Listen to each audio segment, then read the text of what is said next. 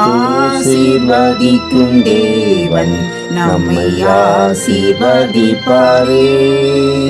துதி ஸ்தோத்திரம் இயேசுநாதா, துதி உமக்கே என்றுமே.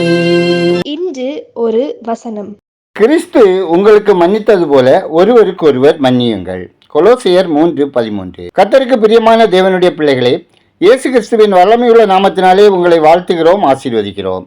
நாம் கர்த்தருடைய பிள்ளைகள் என்றால் கிறிஸ்து நம்மில் வெளிப்பட வேண்டும். நாம் தேவனுக்காக ஜீவிக்கும்படி உருக்கமான இரக்கமும் தயவும் மனத்தாழ்மையும் சாந்தமும் நேடிய பொறுமையும் உள்ளவர்களாய் ஒருவரை ஒருவர் தாங்கிக் கொள்ள வேண்டும் என்று வேதம் நம்மிடம் கூறுகிறது. இந்த வேத வாக்கியங்களை நாம் பின்பற்றி நடப்போமானால் யாரும் வாழ்வை முடித்துக் கொள்ள வேண்டிய அவசியம் இருக்காது. அடுத்தது, ஒருவரை ஒருவர் மன்னிக்க ஏன் நாம் தடுமாறுகிறோம்? காரணம், இயேசு நமக்கு எதையெல்லாம் மன்னித்தார் என்பதை நாம் சிந்தித்து பார்ப்பதில்லை. அதை நாம் நினைவுபடுத்திக் கொள்வோம் என்றால், அதே போல ஒரு தவறை நமது சக மனிதர் விசுவாசிகள் குடும்பத்தார் நமக்கு செய்யவில்லை என்பது புரியும். பிறர் நம்மை வேதனைப்படுத்தினால் அதை ஆண்டவரிடத்தில் விட்டு விடுவோமானால் நமக்கு மிகுந்த சமாதானம் உண்டாயிருக்கும். அடுத்தது, ஒருவரை ஒருவர் என்ற விஷயத்தில் நாம் தடுமாறுவதற்கான முக்கிய காரணம் நமது குற்ற மனசாட்சி. வெளியே சொல்ல முடியாத நமது பாவங்களை நம்மை குற்றப்படுத்தும் போது எப்படி பிறருடன் சமாதானத்தை விரும்ப முடியும்? நமது பாவத்தை தேவனிடம் அறிக்கை செய்வது இலகுவானது, ஏனென்றால் நாம் அவரை காண மாட்டோம். ஆனால் மனிதரிடம் அறிக்கை செய்வது கடினம். ஆகவே கர்த்தரின் வழி நடத்துதலின்படி நம்பிக்கைக்குரிய யாரிடமாவது நம்மை வெளிப்படுத்திவிட்டால், முடிந்தால் சம்பந்தப்பட்டவரிடமே அறிக்கையிட்டால் குற்ற மனசாட்சியிலிருந்து அது நம்மை விடுவிப்பது மட்டுமல்லாமல் திரும்பவும் நாம் விழாதபடி அதுவே நமக்கு ஒரு வேலியாகவும் அமையும். பிறர் தவறு செய்யும் போது அதை கண்டு அவருக்கு நாம் ஆலோசனை சொல்லி எச்சரிக்கைப்படுத்தவும் முடியும். ஒளிவு முறையில்லாத மனதுடன் மலரும் புதிய ஆண்டில் ஒருவரை ஒருவர் தாங்குவோம். வருகிற ஆண்டு நமக்கு மகிழ்ச்சியும் சமாதானம் நிறைந்ததாக இருக்கும். ஜெபம் செய்வோம். பாவத்தை வெறுக்கிற, பாவியை நேசிக்கிற அன்பின் பிதாவே, ஆசீர்வாதமான இந்த நாளுக்காய், இந்த நாளின் வசனத்திற்காய் நன்றி சொல்லுகிறோம். அப்பா, எங்கள் மனதை தூய்மைப்படுத்துங்க. எங்கள் பாவங்கள் மன்னிக்கப்பட்டது போல மற்றவர்களை மன்னிக்கவும் ஒருவரை ஒருவர் நாங்கள் ஏற்றுக்கொள்ளவும் நீரே உதவி செய்ய வேண்டும் என்று ஜெபிக்கிறோம்.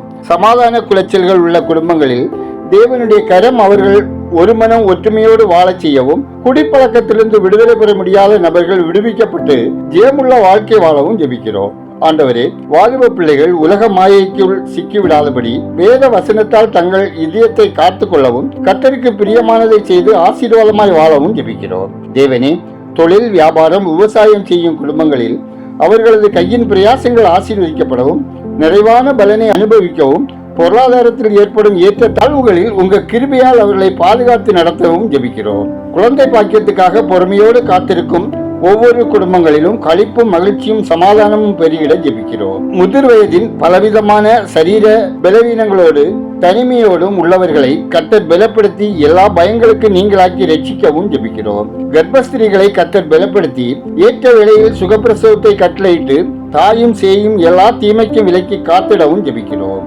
இன்று ஒரு வசனம் கேட்கிற ஒவ்வொருவரும் கர்த்தராகிய இயேசு கிறிஸ்து தரும் மெய் சமாதானத்தையும் சந்தோஷத்தையும் பெற்றுக் கொண்டவர்களாய் வாழ தேவன் கிருபை செய்ய ஜெபிக்கிறோம். மனபாரங்களோடும் சொல்ல முடியாத வேதனைகளோடும் பல பிரச்சனைகள் மத்தியில் வாழ்ந்து கொண்டிருக்கும் மக்கள் மேல் கர்த்தர் தமது முகத்தை பிரகாசிக்க பண்ணி அவர்களை விடுவித்திட வேண்டுதல் செய்கிறோம். எங்கள் தேசம் தன் பலனை தரவும், தேசத்தை ஆளுகிற அனைவரையும் கர்த்தர் ரட்சிக்கவும், தேவன் தாமே தேசத்திற்கு தந்திருக்கும் தேவையான எல்லா வளங்களும் பாதுகாக்கப்படவும், பொருளாதார முன்னேற்றத்தில் சிறந்து விளங்கவும், மக்கள் இரட்சகரை அறியும் அறிவில் வளரவும் ஜெபிக்கிறோம். திருமண வயதில் ஏற்ற வரன் கிடையாதிருக்கும் சகோதர சகோதரிகளுக்கு ஆவிக்குரிய துணை கிடைக்கச் செய்து தடைகள் நீங்கி ஆசீர்வதிக்கப்பட ஜெபிக்கிறோம். படித்துக் கொண்டிருக்கும் மாணவர்களில் போதைப் பொருள், கஞ்சா, மதுபானம், புகையிலை போன்ற தீய பழக்கங்களுக்கு அடிமைப்பட்டு படிப்பை தொடர முடியாதவர்கள் ரட்சிக்கப்படவும், சாத்தானின் பிடியிலிருந்து விலக்கி வாழத்தக்கதாக கர்த்தாவே உமது கிருபை தந்தரல வேண்டும் என ஜெபிக்கிறோம். அரசு வேலை மற்றும் ஆசிரியர் தகுதி தேர்வு, வங்கி பணி தேர்வுகளை எழுதி காத்திருக்கும் பிள்ளைகள் தேர்ச்சி பெற்று அப்பணிகளை பெற்றுக் கொள்ளவும், பணி நிரந்தரமாகாமலும் உரிய சம்பளம் கிடைக்காமலும் அதிக வேலைப்பளுவோடு உள்ளவர்களுக்கும் கர்த்தர் இரக்கம் செய்திடவும் ஜெபிக்கிறோம். பயணம் செய்கிறவர்கள் தேவ பாதுகாப்பை பெற்று அனுபவிக்கவும், கடன் சுமையினால் மீள முடியாதவர்கள் கடன்களை கொடுத்து தீர்ப்பதற்கும் கர்த்தர் உதவிடவும் ஜெபிக்கிறோம்.